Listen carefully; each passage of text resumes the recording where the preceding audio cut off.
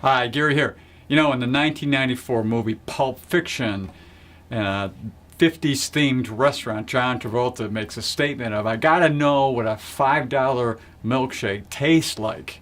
You know, I love that line because in his mind that there's some value here or not value here. You know, how about you? You know, from Bitcoin to bartering and cash like $5 in between, what does that mean to you? What's your perception of reality as it deals with your money? How do you put value on that money? Now, I know with me, and for most people, it first starts off with money really about being aware of it, aware of how it works in our life, aware of what it is, the dollar amount, and everything else around it. If we don't do that, in other words, if we're not aware of it and we just start to react to things, well, there's a lot of charlatans, con men, quick get rich quick schemes, and all sorts of stuff that will release us from our hard-earned money, and that's not a good thing.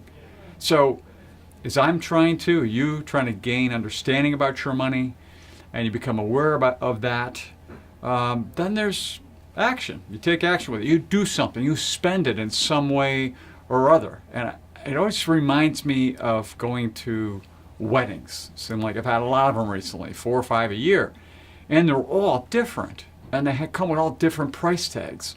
So one of them earlier in the year was on a mountaintop in the snow in Alaska, where the bride skied in. It was really cool. And then we went to a musher's cabin for the reception.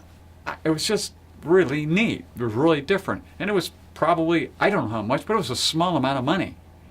And then I've gone to other weddings where they're in beautiful venues, great food, full orchestras, and just a wonderful experience that really is enjoyable. But it's a lot more money.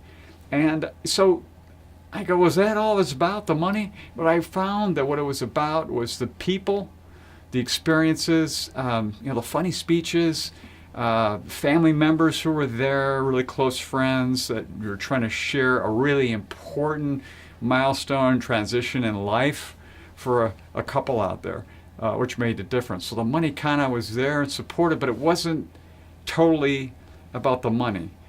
But it could be. Because sometimes I've been to weddings where they're really inexpensive, very expensive, and it's not a very good affair. And you can tell everything is basically kind of driven by kind of the perception of, I got to have this much money to do this thing and that thing and so forth.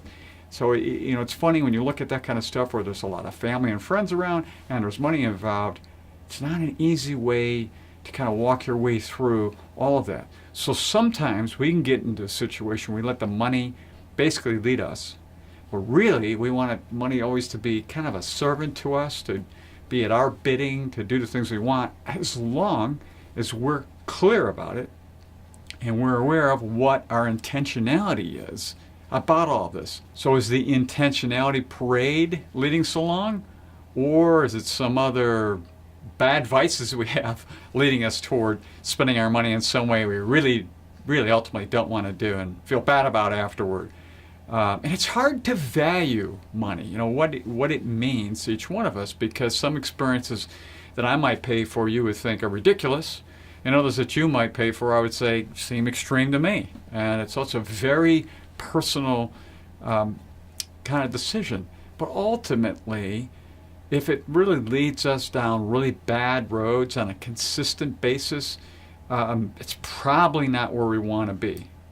So I find in my life, maybe in your life as well, that if I'm really aware, if I understand, and I'm very intentional about that money and how it's deployed and what it's used for, generally ends up in a good place. And when I don't do that and I kind of let other things kind of lead that way, it doesn't necessarily end up in a good place. And really that's what I want the messaging here about this particular observer. I want to leave you with a final quote from Edward de Bono. Most of the mistakes in thinking are inadequacies of perception rather than mistakes of logic. So until next time, enjoy.